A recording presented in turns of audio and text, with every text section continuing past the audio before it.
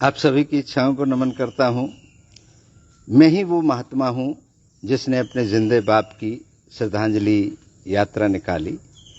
मैं ही वो महात्मा हूं जिसने अपने बाप को ढूंढ लिया पूरे देश में से। मैं ही वो महात्मा हूं जिसने किडनैपरों के चंगुल से अपने बाप को सेफ गांव तक पहुंचा दिया। अभी कुछ कारणों से आश्रम में नहीं आ पा रहे हैं क्योंकि अभी भी कुछ किडनैपर उनके साथ में लगे हुए हैं। कल हमारे गांव के अंदर मेरे पिताजी को और उन किडनैपरों के द्वारा गांव की पंचायत रखी गई मंदिर के अंदर। मुझे भी बुलाया गया तो मैं वहां गया। वहां पर जो सबसे करप्ट आदमी होते हैं उन्होंने खूब बोला और हमने आनंद लिया उसका।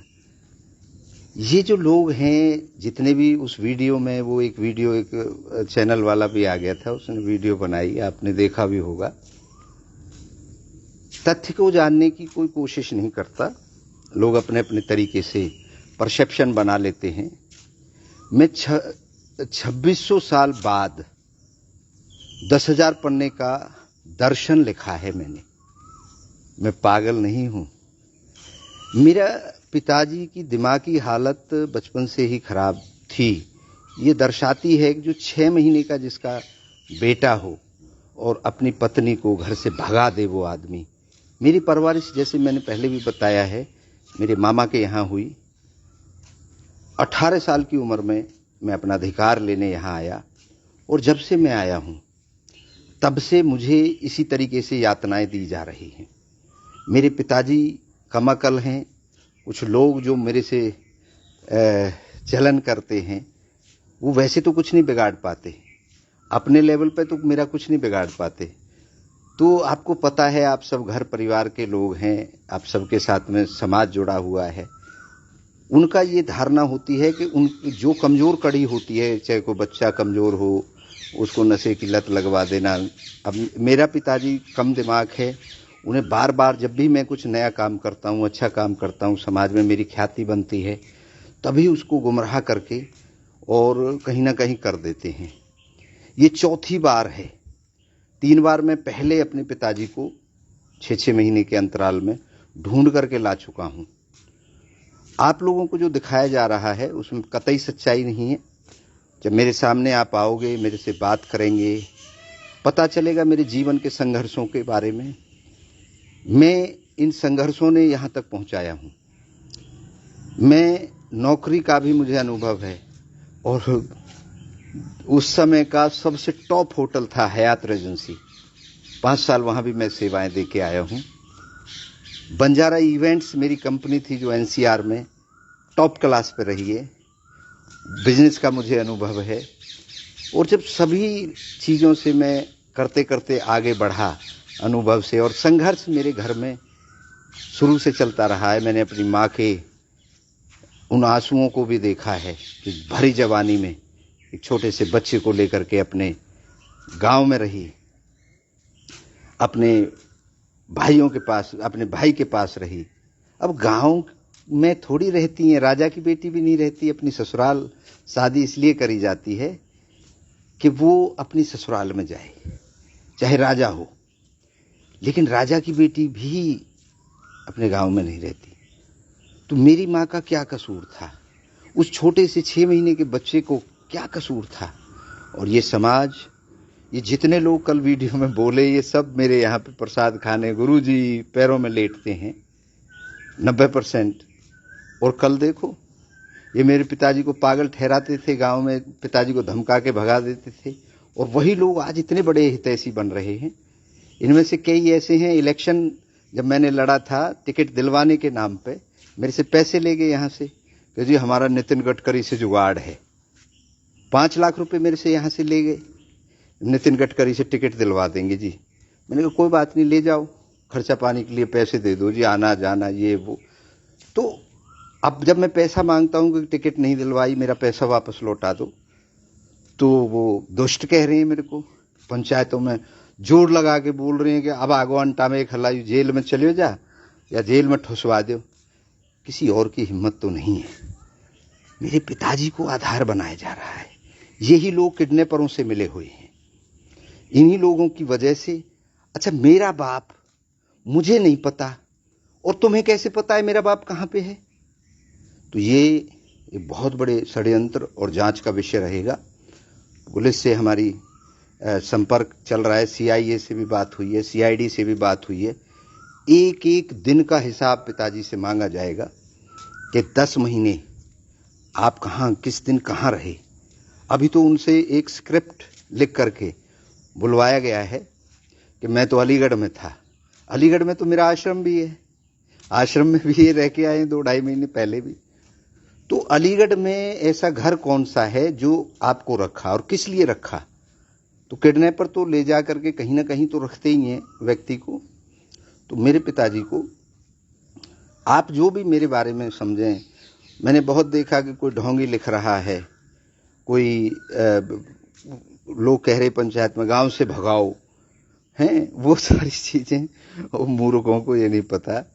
कोई किसी को कहीं से नहीं भगा सकता। अगर मैं मान लीजिए उनकी नजरों में मैं रावण भी हूं, तो रावण को भी तो नहीं भगा पाया ना कोई।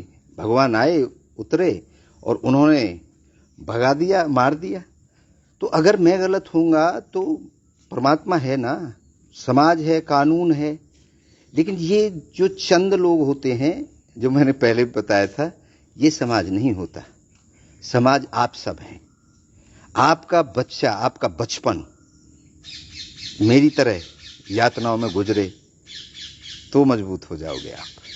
लेकिन यातनाएं जो मुझे दी गई जिस तरीके से, मेरा पूरा जीवन इतने संघर्ष में रहा, तभी मैं आज इतना बड़ा फिलोसोफर बन पाया। 2600 साल बाद, महात्मा बुद्ध के बाद कोई नया दर्शन सनातन धर्म में नहीं आया। और मैंने 10,000 पन्ने इच्छा पूर्ति दर्शन लिखा है, जिसकी लॉन्चिंग बहुत जल्द हो जाएगी। शंकराचार्यों के पास एक कॉपी जाएगी, क्योंकि हमारे 4 शंकराचार्य हैं जो हमारे सनातन धर्म के मुखिया हैं। वो जिस दिन मोहर लगा देंगे, उस दिन के बाद वो जो आपका दर्शन है वो आप सबको पढ़ने को मिलेगा और एक जिंदगी को जीने की एक नया आयाम आपको मिलेगा। आत्मा, परमात्मा, फलाना ढिमका, ये लोगों ने पता नहीं क्या क्या चीजें हमारे दिमाग में ठूस रखी हैं। लेकिन मैंने एक शब्द में सबको समेट दिया है। हर चीज इच्छा पर साबित होती है।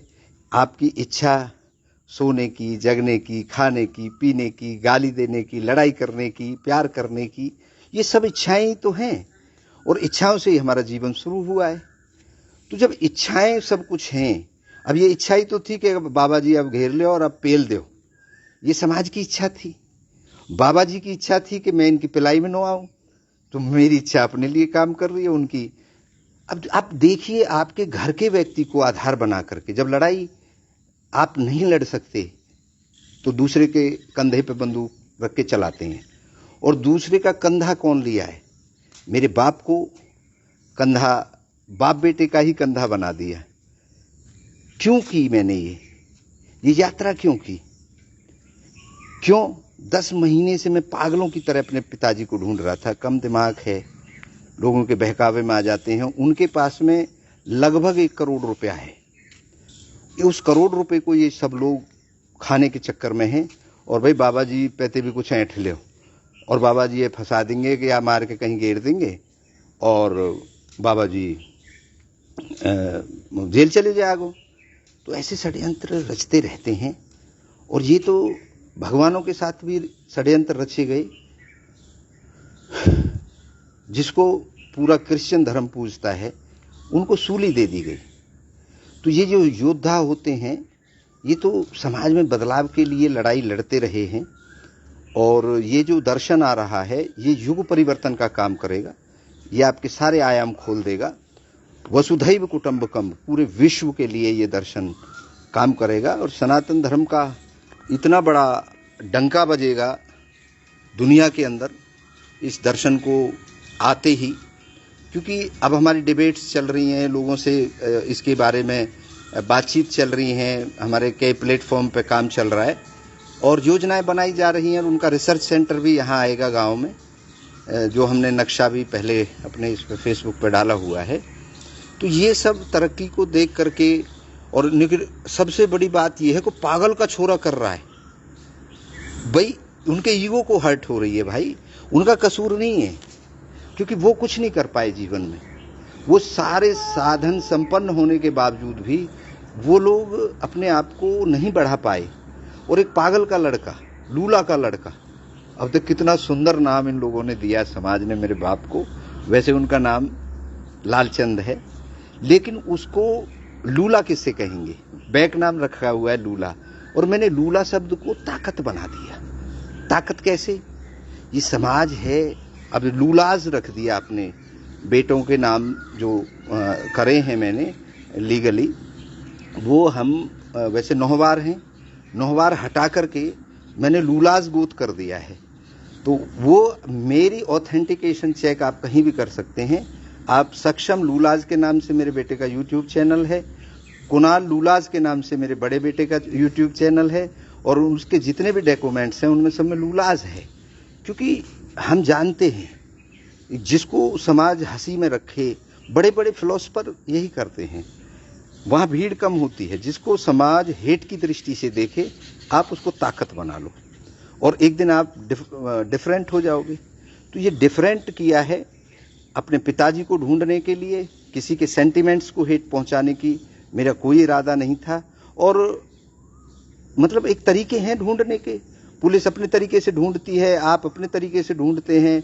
मैंने वो जो पुराना ढर रहा है, पुरानी जो व्यवस्थाएं हैं, गाड़ी लेके डोलना, मंदिरों पे ढूंढना, अब कहाँ ढूंढोगे आप? इतना बड़ा देश है, इतने बड़े देश में एक व्यक्ति जिनके फोन नंबर सब स्विच हो चुके हैं, सब कुछ हो चुका है, किसी का फोन नहीं आ रहा है मेरे पास।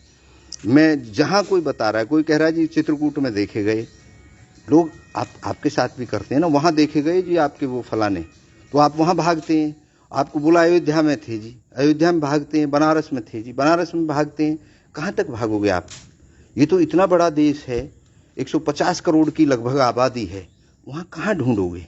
और देखिए इतना 9 महीने 9.5 महीने नहीं ढूंढ पाया, और इस छोटे से इस कार्य ने मेरे पिताजी को लाके खड़ा कर दिया। और रात कल तो पंचायत में भी मुझे उनके दर्शन हुए, मुलाकात हुई, और आपके उसमें भी थाने में भी वो लोग लेके गए मेरे पिताजी को। मेरे खिलाफ मेरे पिताजी को स्क्रिप्ट लिख के दे रखी है कि मुझे मार देगा जी।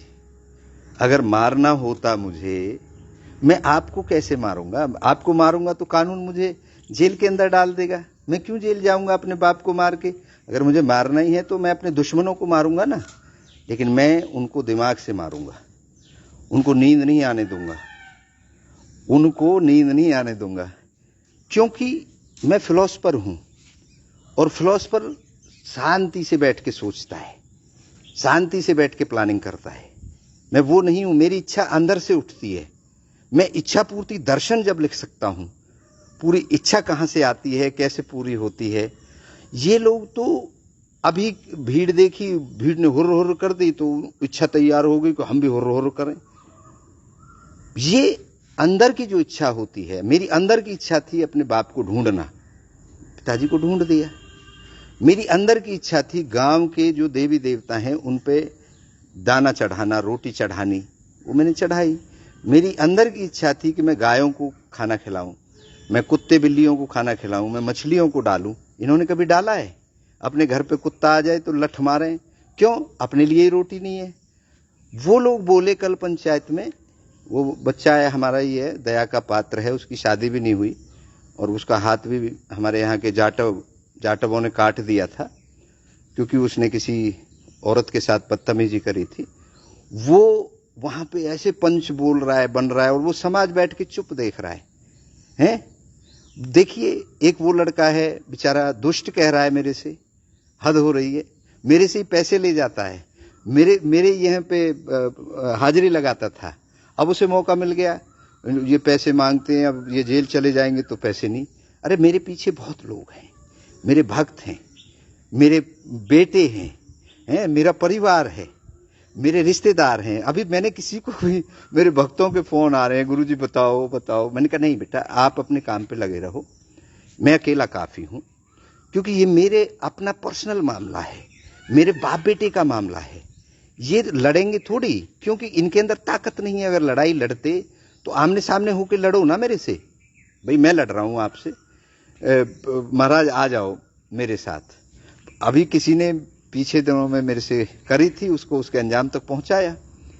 तो जब आदमी में खुद में ताकत नहीं होती, वो क्या करता है, वो आपकी ही किसी कमजोर कड़ी को अपने हाथ में ले लेता है। और मेरी सबसे कमजोर जो कड़ी है, मेरी माँ कमजोर नहीं है, क्योंकि वो तो क्रांतिकारी है, वो तो रानी लक्ष्मीबाई है। उसने तो युद्ध लड़के मुझे जवान किया, मुझे अपना हक दिलाने के लिए मुझे ताकत दी, मुझे दूध पिला करके बड़ा किया कि बेटा युद्ध कर। मेरी माँ योद्धा है, और मेरी माँ ने कभी ये नहीं कहा कि बेटा ना लुभक जावे कर ले। वो कहे योद्धा का काम है युद्ध करना, निकल बाहर युद्ध कर, कायर नहीं है तू, क्योंकि मैं शेरनी हूं और शेरनी ने एक शेर को जन्म दिया है। इसलिए बेटा योद्धा, और योद्धाओं की उम्र कम होती है। आपने देखा भगत सिंह और स्वामी विवेकानंद जैसे लोग कम जिए, लेकिन वो जिए तो अमर हो गए। तो मैं भी अमर हो जाऊंगा। मौत से मुझे घबराहट नहीं है, जेल से मुझे घबराहट नहीं है। अगर मैं कानून का सम्मान करता हूं, क्योंकि कानून सर्वोपरि है, और कानून जो मुझे सजा देगा मैं उसको लेने के लिए तैयार हूं। मुझे कतई कोई डर की जरूरत नहीं है। और आप सबको भी, मेरे जो भक्त हैं, मैं उनके लिए ये मैसेज दे रहा हूं, आप घबराइए मत, सब बहुत अच्छा चल रहा है। और सच्चाई को बाहर आने में थोड़ा समय तो लगता है। अभी तो ये झूठे लोग, कल आपने उस वीडियो में एक बहुत वायरल हो रही बता रहे हैं, वो न्यूज़पेपर वाला कोई आ गया था, यूट्यूबर, उसके यहाँ पे जो जिनके बेचारे के शादी नहीं हुई, उस बच्चे की शादी भी नहीं हुई, उस पर भी दया आती है, जो सेक्स शब्द का बड़ा इस्तेमाल कर रहा था। मैं तो कामा सूत्र को गहराई से उस पर रिसर्च किया है। तो मैं तो 15 साल पहले, मेरे तो आश्रम का नाम ही कामा सूत्र समाधान आश्रम था। क्या सेक्स का किसी को मार्गदर्शन करना अपराध है? शराब, अजी शराब भी पीता है, हाँ पीना, शराब पीना, ये गवर्नमेंट इन ठेकों को क्यों खोल के बैठी है? भी मेरी इच्छा है, मैं शराब पीऊं, मैं कुछ भी करूं, मेरी इच्छा है, कानून है, मुझे सजा दे देगा।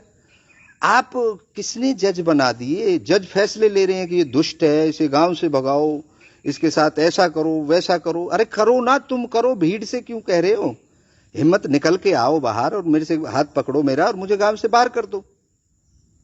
भाई जब आप कह रहे हो बस्ती कर रहेगी जी, बस्ती कर रहेगी जी, अरे तो बस्ती मेरी भी तो है मेरे बाबू, बस्ती मेरी भी तो है। मैंने एमपी का इलेक्शन लड़ा, क्या अपराध कर दिया? थाने में जाके कह रहे हैं जी यानो एमपी को इलेक्शन लड़ रहे हो। वो थानेदार साहब ने कहा कि तुम भी लड़ लो। भाई उनके अंदर क्वालिटी है तो वो एमपी का चुनाव लड़ेंगे। और जी यू न्यू कर है, न्यू कर। अरे थानेदार साहब पागल कह रहे महाराज ये आपका पिताजी तो बिल्कुल है। मैंने कहा थानेदार साहब मेरा पिताजी है, मैं इनको बहुत लाड करता हूं। क्यों करता हूं? क्योंकि अगर ये मुझे पैदा नहीं करते तो आज मैं इनके सामने नहीं बैठा होता। तो इनका ऋणी हूं, इसीलिए सेंटिमेंट्स जुड़े हुए हैं। क्योंकि मेरी माँ ने संस्कार मुझे ऐसे दिए कि बेटा तेरे बाप ने कुछ भी किया है, लेकिन पहले तेरा बाप, उसके सम्मान में जिस दिन ठेस आ जाएगी उस दिन मैं तुझे कायर साबित कर दूंगी। तू कायर नहीं है। शरण देते हैं, माफ करना किसका काम है? बड़े दिल वाला कर सकता है। तू बड़े दिल वाला है। जब मैं माफ कर सकती हूं, मेरी जवानी और मेरे जीवन को इसने नरक बना दिया, तो तुझे तो मैंने लग्जरी लाइफ दी है, ऐशो आराम में रखा है, तू तो सेफ रहा है, तुझे क्या दिक्कत है? जब मैं माफ कर रही हूं तो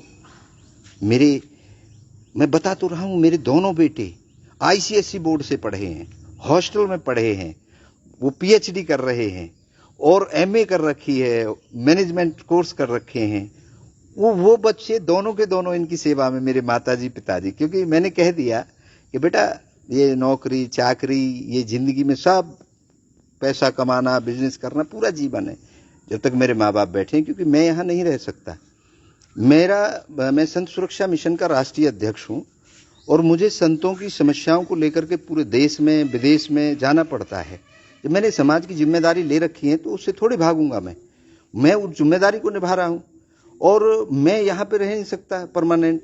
तो आप दोनों भाई इधर रहोगे, हमारी महामंडलेश्वर जी हैं वो यहाँ रहेंगी, जब उनको ज़रूरत होगी तो आश्रम पे हो आएंगी। हमारे इच्छा पूर्ति धाम जो खैर में है, क्योंकि वो भी उनके ही चार्ज में दे दिया है हमने, वही हैं उसकी मुखिया। तो बस वो गाड़ी लेके अपना चली जाती हैं, घूम के आ जाती हैं। कभी कभी मुझे जब टाइम मिलता है मैं भी चला जाता हूँ। और ये नए प्रोजेक्ट आ रहे हैं, 10,000 पन्ने लिखे हैं मैंने। इच्छा पूर्ति दर्शन लिखा है। दर्शन आप जानते होंगे, 9 दर्शन है हमारे सनातन धर्म में। जिनको सनातन लिखना नहीं आता वो कह रहे जी सनातन में ऐसो ना है रो। इन बेवकूफ़ों को ये पूछे कोई सनातन है क्या? सनातन लिख दो। मैंने बोला उनको, मैंने कहा भैया सनातन सनातन कर रहे हो आप। सनातन में तो कामसूत्र भी लिखा गया है, सनातन में तो चारवाक दर्शन भी लिखा गया है, सनातन में तो बुद्ध दर्शन भी लिखा गया है। अपनी अपनी फिलॉसफी है, अपना अपना नजरिया है। लेकिन वो जो सनातन लिख नहीं सकते हिंदी में, अनपढ़ आदमी हैं, जिनके घर के हालात अगर आप देख लेंगे, वो सब कुछ वेल टू डू होते हुए गांव के पैसे को खा रहे हैं। भाई गांव के पैसे को कैसे? जैसे मैंने बताया ना, चूस रहे हैं लोगों को कभी उगाई के नाम पे खाते हैं, कभी मंदिरों के नाम पे। और वो जो कह रहा था जी वो कहाँ को महामंडलेश्वर, वो चित्रकूट पीली कोठी वाला, वो आपने सुना होगा। वो गांव के मंदिर का वो बनके और गांव के मंदिर का पैसा खा रहा है। इन लोगों को, मैं अपनी प्रॉपर्टी में रह रहा हूं, मेरी पर्सनल आश्रम है, पर्सनल मेरी जन्मभूमि है। इनकी क्या औकात है? गांव से निकाल दो। अरे जज बन गए भाई, ये जजों को तो रिजाइन दे देना चाहिए। जो तुम ही समाज, तुम समाज हो, तुम तो समाज के नाम पे धब्बे हो। जो किसी की बहन बेटी के साथ बदतमीजी करे, जो किसी गरीब के प्लॉट पे कब्जा करे, वो लोग वहां पे बातें कर रहे थे।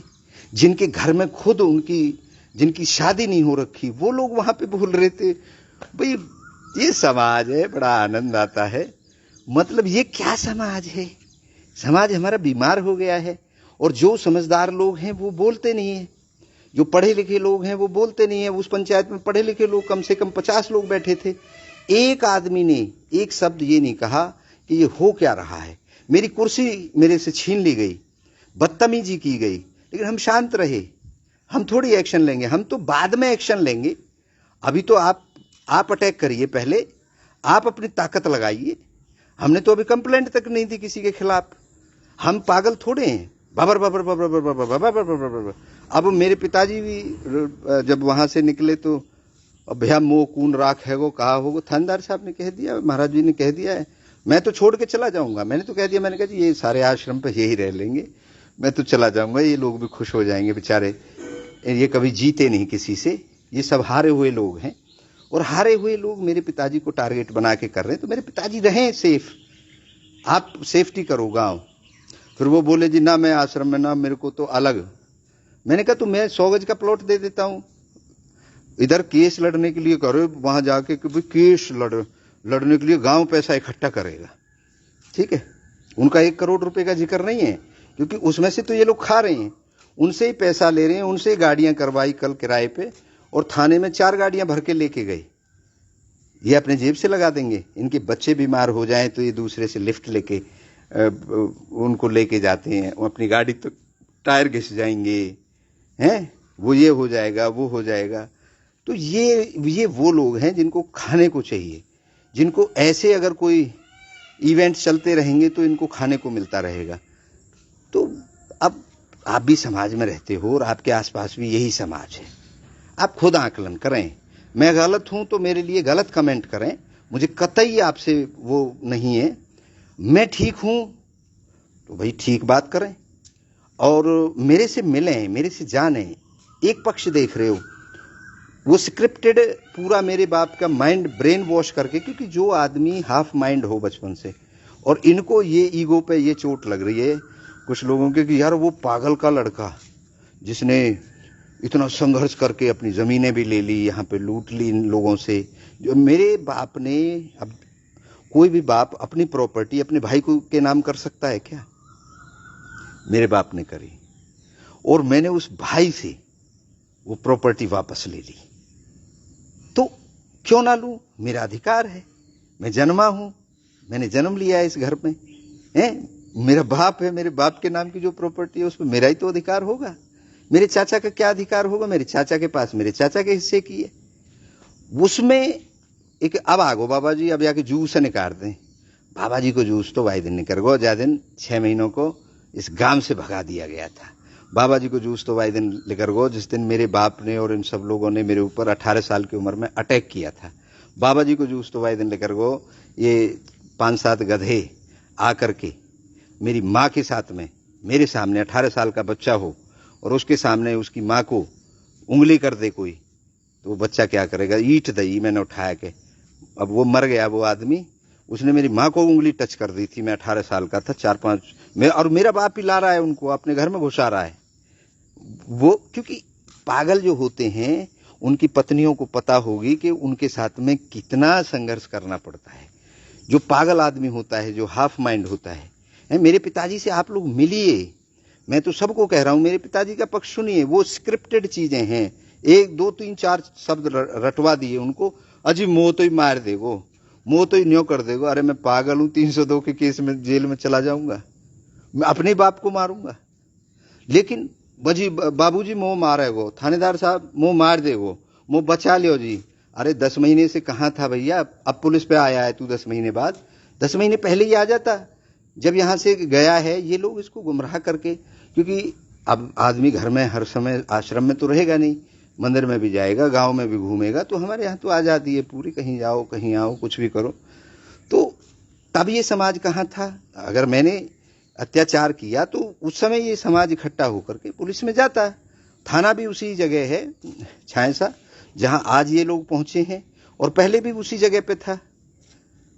अब ये थाना कहां से नया पैदा हो गया क्या? अब ये नया पैदा हो गया तो अब उनको बता दो, आप बता ही रहे हो।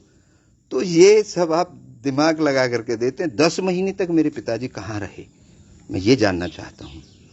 आज ही ये स्क्रिप्ट लिखी गई है जो बताया गया है कि अब आप, क्योंकि चारों तरफ जब मैंने कह दिया ना कि उनको किडनैपरों का पता लग गया है, तब उन्होंने भी भगा दिया इनको, गवारा हमारे बच्चे फंसेंगे, जहां पे थे उन्होंने भगा दिया। अब करके फिर मेरे रिश्तेदार आए उनको ले करके, मैंने कहा नहीं अभी ऐसे नहीं, समाज के सामने सच्चाई तो आनी चाहिए।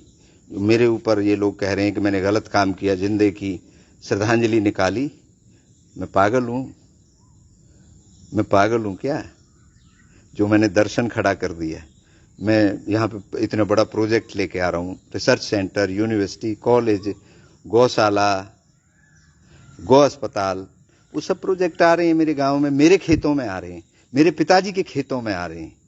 इनको यही तो दर्द है, अरे अब ये बिल्डिंगें बना देगा, यहाँ पे ये हो जाएगा, और यार हमारे लिए तो फिर चौकीदार की नौकरी भी हमें नहीं देगा ये, क्योंकि बाहर के लोगों को रखेगा।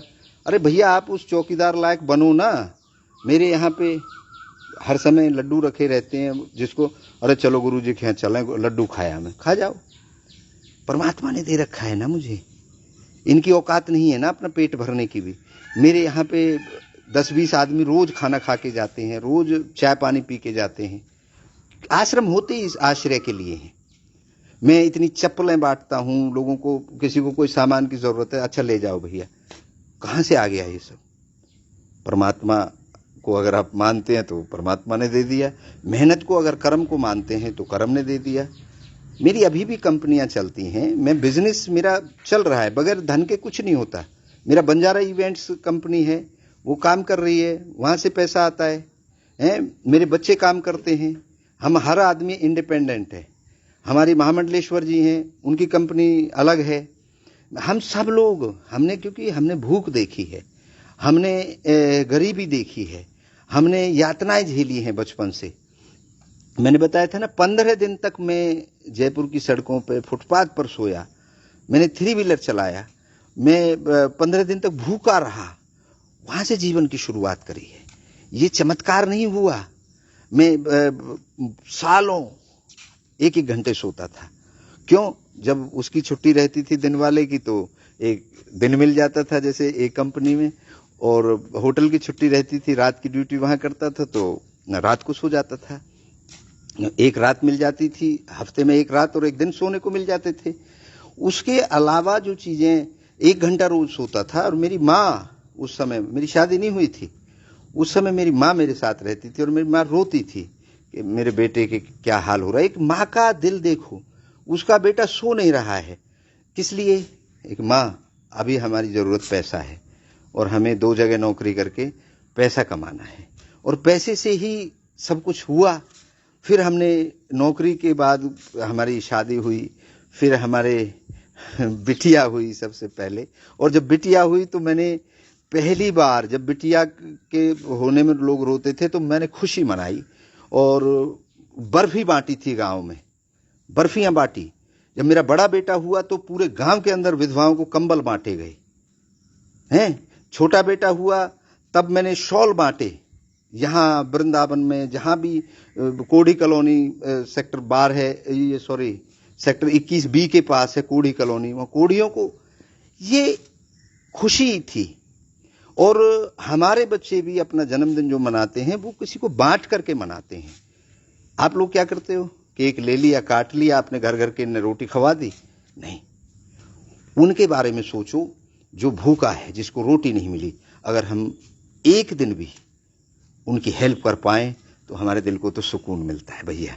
हम तो भूख सहने की हमारे अंदर क्षमता है, शक्ति है। मेरे अंदर तो बहुत ताकत है, जगने की शक्ति है। 7-7 रात, 7-7 दिन मैं बगैर सोए रह सकता हूं। 15-15, 14-14 दिन मैं बगैर खाना खाए, केवल जल से मैंने यात्रा करी 12 दिन। वो 14 दिन यहाँ बदरपुर बॉर्डर से लेके और कोशी बॉर्डर पे गया 2024 में, 14 जनवरी से और 26 जनवरी तक वहां तिरंगा फहराया। मैंने अपने आश्रम के वहां पे 7 दिन तक केवल जल से रह करके 12 कोस की परिक्रमा बनाई। क्यों? क्योंकि मैं किसी के लिए कुछ नहीं कर रहा, मैं अपनी क्षमता को चेक करता हूं। ये लगता होगा, और आज तक मैंने, अगर मैं ढोंगी होता, इतनी मालाएं लटकी रहती, मेरे यहाँ तिलक लगे रहते। मैं साफ शुद्ध हूं, जो कुछ हूं भैया आपके सामने हूं। जो कहना है आपसे कहना है मुंह पे, क्योंकि मेरी माँ ने एक बात सिखाई है मुझे कि बेटा, सत्य कभी पराजित नहीं हो सकता। कुछ देर के लिए धूमिल हो सकता है। और झूठ, कल देखे 250-300 आदमी थे और थाने में पहुंची तो 3-4 गाड़ियां भर के पहुंची सिर्फ। कहां चले गए वो लोग? सारे लोग जाते ना, कहते थानेदार साहब से इसको गांव से भगाओ, वहां जाएं, कमिश्नर साहब से मिलें, हरियाणा सरकार में जाएं, मुख्यमंत्री जी से मिलें, दें ना साथ। अगर सच्चाई है तो आओ आप। सच्चाई नहीं है ना, सच्चाई नहीं है। सच्चाई जब सुनेंगे आप, आपकी रूह कांप जाएगी। जो मेरा जीवन के जो संघर्ष आप सुनेंगे तो रूह कांप जाएगी। लेकिन नहीं, इससे आपको जिंदगी में सीखने को मिलेगा। मेरी जिंदगी की जो रियलिटी है, एक पिक्चर जो बनती है, जो एक हीरो है वो डाकू बन जाता है, तो मैं भी बन सकता था डाकू, मैं भी डाकू बन सकता था। और ये लोग जो बकवास कर रहे हैं, ये स्टील की बॉडी है क्या इनकी? पीतल की बॉडी है क्या? हैं? ये कहीं अलग रास्ते से पैदा हुए हैं? जिस रास्ते से मैं पैदा हुआ हूं उसी रास्ते ये भी पैदा हुए हैं। जिस रास्ते मैं मरूंगा उसी रास्ते ये भी मरेंगे। लेकिन घर में कोई पूछता नहीं है, रोटियों के लाले पड़े हैं, शादियां हो नहीं रही। मैं तो दोनों धर्म निभा रहा हूं। हमारे भगवानों, हमारे ऋषि मुनियों के सबके पत्नियां थी। मैं भगोड़ा थोड़ी हूं कि पत्नी को छोड़ के, माँ को छोड़ के, बाप को छोड़ के, बच्चों को छोड़ के भाग जाऊं। अरे मैं उनका भी फर्ज निभाऊंगा, उनका भी निभा रहा हूं। उन्हें मेरी जब जरूरत है मुझे याद करो, मैं खड़ा हूं। और समाज के लिए भी तत्पर हूं 24 घंटे। मैं 8 घंटे वाला आदमी नहीं हूं, मैं 24 घंटे वाला आदमी हूं। मेरी कैपेसिटी ज्यादा है काम करने की। आपकी कैपेसिटी अगर नहीं है काम करने की तो मैं इसमें क्या कर सकता हूं? अपनी कैपेसिटी को बढ़ाओ। मैंने तो तपस्या कर करके कैपेसिटी बढ़ाई है, कैपेसिटी बढ़ाई है। और ये तंत्र मंत्र फलाना ढिमका अटरम झटरम सब पे शोध किया है, सब में मैंने अपना महारत हासिल करने की कोशिश की है। लेकिन मुझे वहां जब मजा नहीं आया तो मैंने एक दर्शन अपना अलग लिख दिया, मेरी अलग फिलॉसफी है। मेरी अलग विचारधारा, अलग सोच है। उस सोच को लेकर के मैं आपके सामने आऊंगा, और आप अगर उसमें गलत होगा तो जब आपके सामने आएगी आप उसमें गलत लिखेंगे। भाई मैं इस तरीके से जीना चाहता हूं, या मैं दृष्टिकोण ये है जिंदगी को देखने का। हर आदमी का अपना दृष्टिकोण है, हर आदमी आजाद है इस दुनिया के अंदर। मैं थोपना नहीं चाहता किसी के ऊपर, मैं अपना पक्ष रखना चाहता हूं। एक्सेप्ट करने वाले और डिस एक्सेप्ट करने वाले दोनों लोग हैं समाज में। इसी समाज में राक्षस भी रहते हैं, इसी समाज में देवता भी रहते हैं। यहीं रहे, इसी भूभाग पर रहे। राम भी इसी पे धरती पे जन्मा और रावण भी इसी धरती पर जन्मा। तो ये जो चीजें हैं, ठीक है, अगर कुछ लोगों की दृष्टि में मैं रावण हूं तो रहने दो ना, मुझे क्या फर्क पड़ता है। सरदर्दी उनको होगी, टेंशन उनको होगी कि रावण आपके गांव में रह रहा है। और एक तो सांसद भी है इस बार तो रावण नाम का। तो रावण तो भैया हर दशहरे को भी जलाया जाता है, तो जलाओ, मुझे क्या परवाह है। जलाए जाते हैं, पूजे जाते हैं।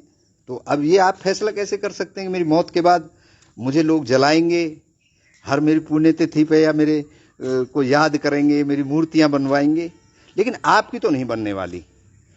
मैं तो या तो जलाएंगे लोग मुझे अगर मैं बुरा करूंगा समाज के लिए, और या अच्छा करूंगा तो लोग मुझे पूजेंगे। लेकिन आप तो गिनती में ही नहीं हो श्रीमान जी, आप तो भीड़ हो और भेड़ हो। अरे भेड़ से बाहर निकलो।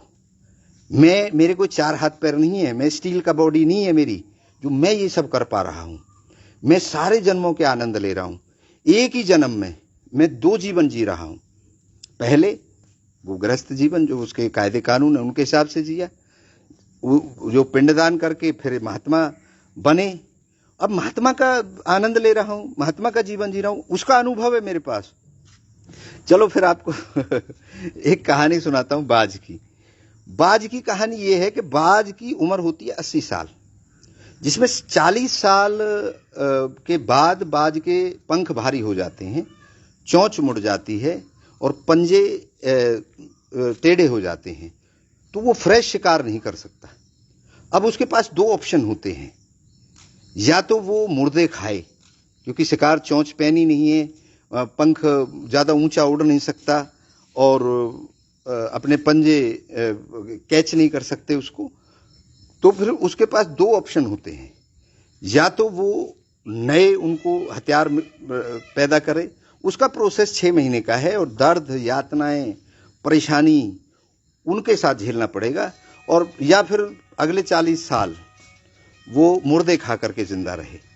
लेकिन जिनके अंदर ताकत होती है, जिनकी इच्छा प्रबल होती है, वो दूसरा रास्ता चुनते हैं। वो सबसे पहले तो अपनी पत्थर में सबसे ऊंचे पहाड़ पर जाके बैठ जाते हैं और पत्थर में चोंच मार मार के तोड़ देते हैं। 2 महीने में उनकी चोंच आ जाती है।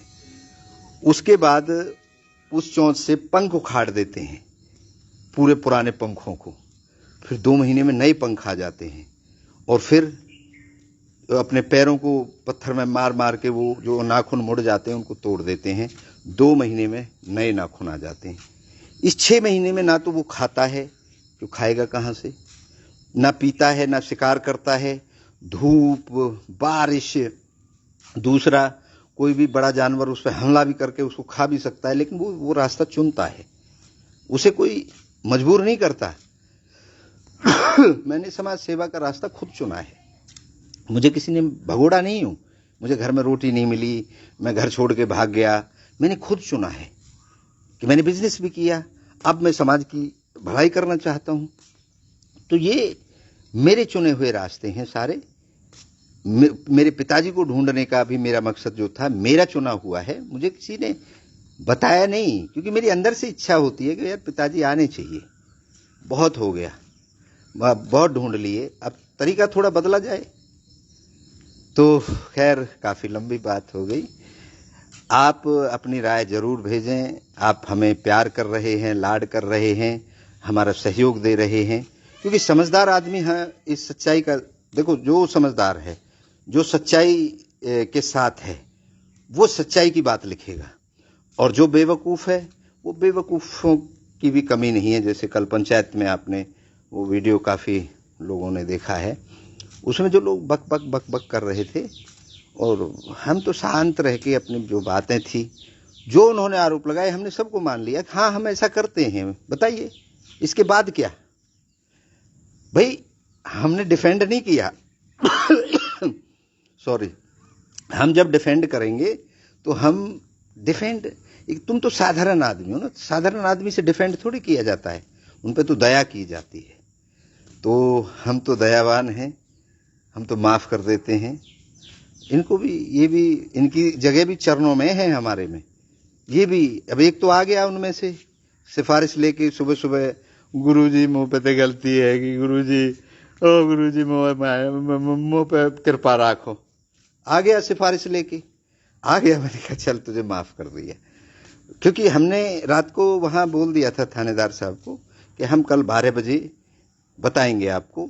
हमारी अटैक भी किया है हमारे ऊपर, हमारी कुर्सी छीनी गई है, हमारे सम्मान को ठेस पहुंची है, वो सब लोगों को मैंने कहा उजागर करेंगे। जब वो बात पता लगी, वो थाने से इंफॉर्मेशन आई गया ऐसे ऐसे हुआ है महाराज, तो अभी कंप्लेंट भी ना करके आए, कल करेंगे या परसों करेंगे। तो थानेदार साहब के सामने हमने सारी बात जो भी उन्होंने कहा सब मान ली। मैंने कहा जी इनकी बात सुन लो, हम तो जब सुनाएंगे तो फिर हमारी तो तरीके से सुननी पड़ेगी। तो खैर बहुत बढ़िया, आप सब से बात हुई, अच्छा लगा। कहानी एक छोटी सी हम रोज सुनाते हैं, तो इन बातों के बीच में हमने वो भी वादा अपना पूरा कर दिया है। एंजॉय करें, खुश रहें, आप सबकी इच्छा पूर्ण हो, अपनी इच्छा, बाहर की इच्छा नहीं, बाहर की तो भीड़ के हिसाब से बदलती रहती हैं। अपने अंदर से जो इच्छा आ रही है, अकेले में जो इच्छा आ रही है, उसे पूर्ण करने से कोई नहीं रोक सकता। और हार और जीत कभी कुछ नहीं होती, हार और जीत सिर्फ हमारे दिमाग का वहम है कि वो जीत गया और मैं हार गया, नहीं, प्रयास करते रहिए। ये हार जीत तो खेल है जीवन का। तो एक मजे की बात बताता हूं, आप सुबह सुबह टॉयलेट जाते हो, आपके पेट में ऐसे लग रहा है कि मुझे टट्टी आएगी, और वहां पर किसी कारण से आप नहीं कर पाते हो और मन कर रहा है, हो जाता है कभी कभी, तो वहां हार गए क्या? अब फिर कोई चूरन लोगे या दवाई लोगे या कुछ करोगे, कर दोगे ना, उस गंदगी को निकाल दोगे शरीर से। गंदगी शरीर में रहेगी तो वो खराबी कर देगी। तो यही हार जीत है, यहां क्या हारना और क्या जीतना। और यही जब आप थोड़ा सा बड़ा सोचने लग जाते हो, यही हार जीत। आप इन लोगों के बीच में तो हमें कोई फर्क नहीं पड़ता।